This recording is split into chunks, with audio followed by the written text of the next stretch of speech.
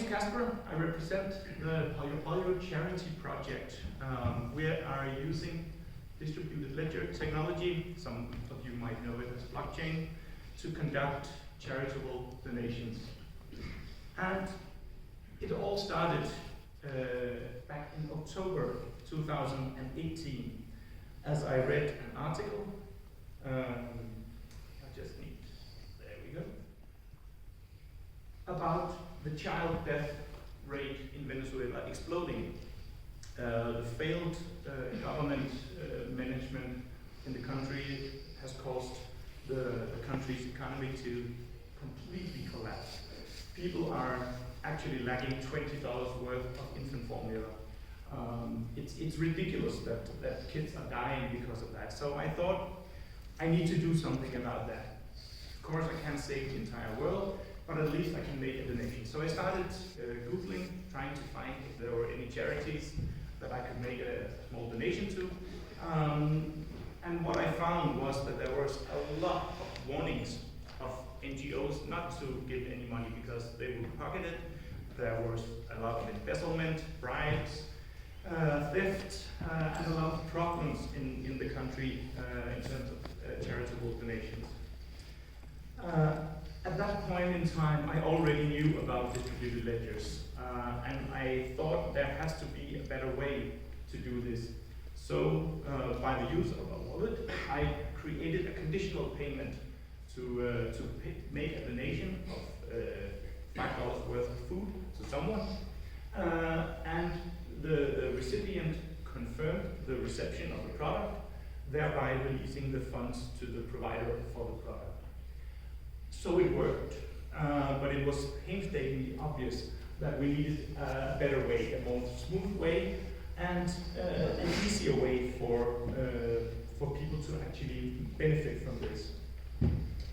So I got this idea that the recipient shouldn't be required to have any digital devices, internet connectivity, or anything else. They can borrow a shop's smartphone if they want. The site should be built mobile first, very low bandwidth use.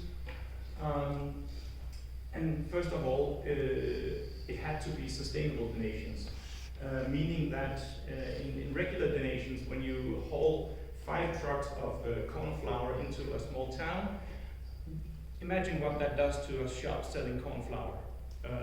You're putting him completely out of business. So the sustainability in the charity model that we introduced makes sure that we donate funds to pay for products that are already present in the local area. Of course, the model doesn't work when you have these tsunamis, giant earthquakes wiping out complete regions of a country. But for small peer-to-peer, everyday donations, this model is actually quite good. We can't completely eliminate all the problems. We can provide transparency to the donors making donations, and we can eliminate the intermediaries completely. There's no organization who holds the money at any point in time. It's either the donor's money or the shop providing the product, and the shop will only get the money when they provably have provided the product to an applicant. Almost 1 month later, after I read the first article, I found I can't do all this myself. I need someone to help me build this. And as luck had it, this article popped up in my newsfeed, saying to you, those of you who doesn't speak Danish, ITU needs companies, businesses, that has projects that these Scrum teams can work on. I wasn't exactly a company, that would be quite a stretch. But I thought, what the hell, I wrote an email to Maria, and obviously she was a bit skeptic at first, so she invited me over to an interview, and I managed to convince her that the project, the model, the idea was simply too good not to allow students to work with. And she accepted me, and thank you for that. It turned out great in the end. So Last year it was a day later, the great matchmaking day. This is a make or break. And we had 20 different projects, all hoping to get one of the teams. And it's nerve-wracking, I can tell you, being one of these projects, all hoping to get one of the teams. I was so fortunate to get an amazing team. And ladies and gentlemen, Team Scrum Wars. And we actually have some of them here today. Give them a hand.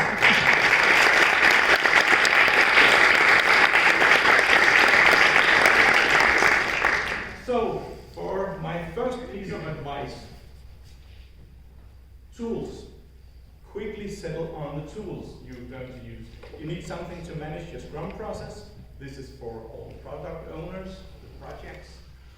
You need to familiarize with the source control, and you need a tool to collaborate. Particularly the collaboration is super important. Since I was no company, I had no restrictions. It took us 10 minutes and we were off to a flying start using these 3 tools. And that worked. It was great, and we were actually quite faster to learn the tools than to learn each other's names. So I guess that's quite a success.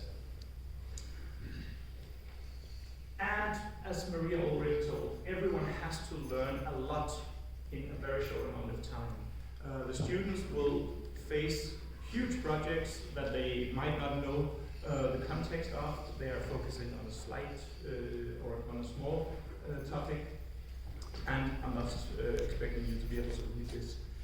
It's just one of the flows in the PolloPollo charity platform. And you can't expect a product owner to be able to explain everything in a day. So start working iteratively, start with the most important things. We decided to identify the key stakeholders for the project and say, okay, what do they need from this project? And product owners or projects make sure that the students understand the purpose of your project.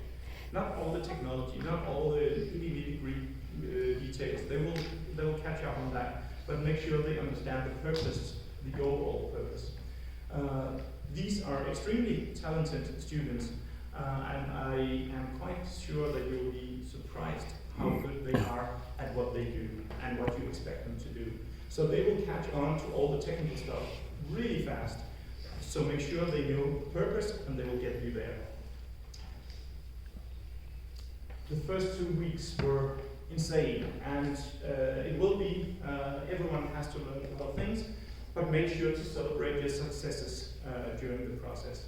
It's super important, it's a fun way to get to know each other, and to the teams, ask how the projects celebrate their success. As I was no company, I didn't have yummy lunch in the company canteen, I didn't have anything at all, so I decided to buy them ice cream over at Eastmeadow, just across the street, every time they completed the sprint successfully. And they were modest. They knew I was paying from my own pocket. So it was great. Make sure to celebrate.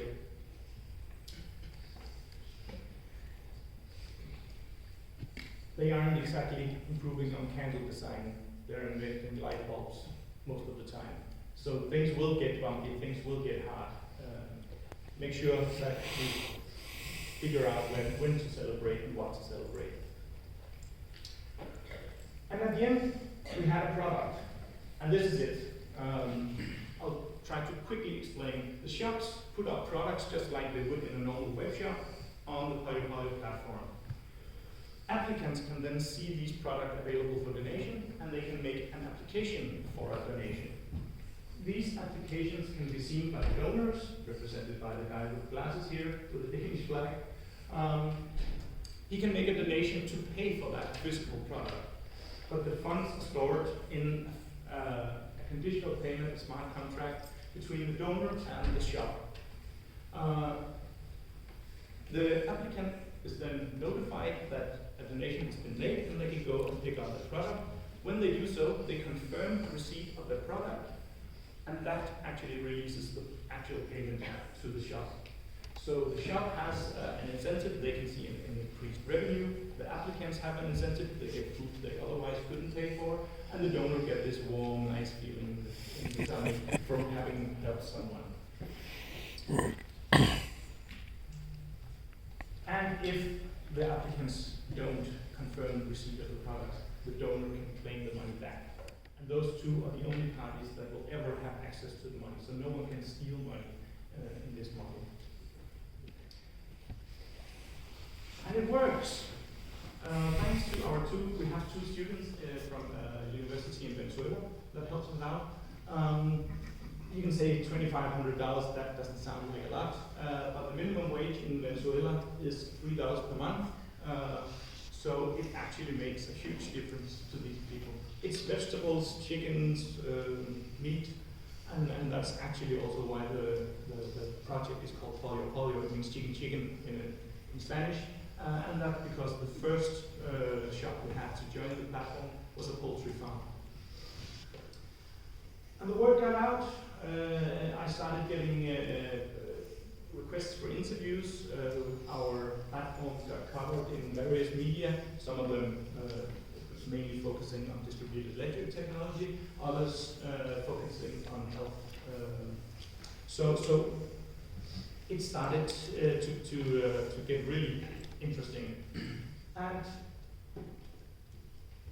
this is probably the first time I thought to myself, holy hell, what the hell have I started here?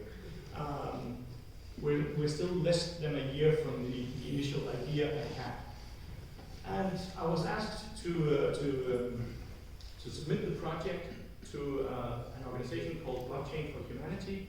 They have an annual award show where, among more than 80 different projects, the PolloPollo project actually won an award at a large conference, and we got to present there. That's one of our students from the Venezuelan university. And that's probably the second time. There's been a lot of those moments during the ride since we started. And it's only 1 year ago. We are now talking to the Danish Financial Supervisory Authority because we want to make the donation process easier. We are, I reached out to ISOPRO. It's a branch organization for all charitable organizations in Denmark. And they couldn't quite fit us in. They had UNICEF, Red Cross, Amnesty International, all these huge organizations, and we don't really fit into any of the categories for a charitable organization. So they are now, our case is now on the table of the Danish fundraising board. It's a political organization with the Danish Minister of Justice at the head of the table. So it's super exciting. And a lot of things is going to happen, I'm sure. I just don't know what yet. So, my main point here today is that all of you, all these amazing students, your time and work is amazingly valuable to all of these projects here. Make sure that you choose a project that means something. Ask yourself who will benefit from the time you spend working on the project. Because it's easy to make another million on some companies' annual score sheets, talent scorecards, whatever. But this project actually had a humanitarian impact. It helped a lot of people in a third world country. So,